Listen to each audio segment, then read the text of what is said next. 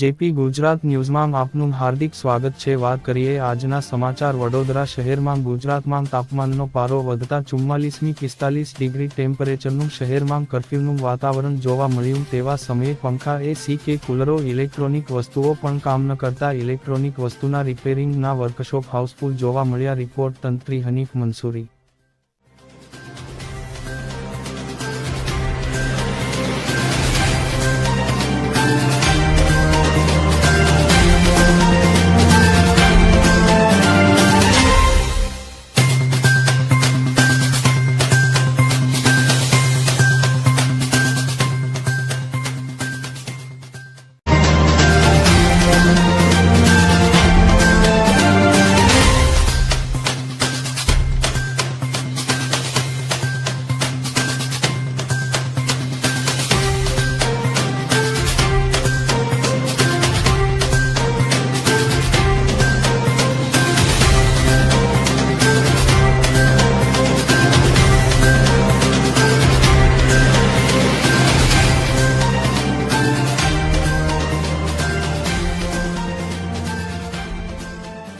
ગરમી વધારે પડતા તમારું કામકાજ કેવું ચાલે છે?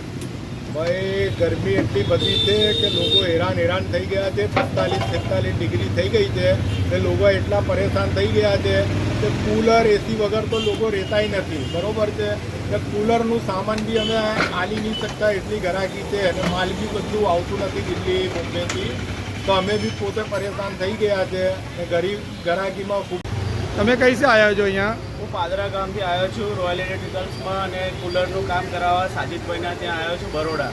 એમનું કામ બહુ સારું છે અને તાત્કાલિક આપી દે છે અને આ ગરમીના કારણે વધારે બહુ હેરાનગતિ થાય છે, તો આ બરોડામાં આ સાજિદભાઈની દુકાને સરસ કામ છે અને તાત્કાલિક વ્યવસ્થિત ભાવે આપણને બનાવી આપે છે। કેટલી ગરમી પડે છે અને કેટલા લોકો પરેશાન છે?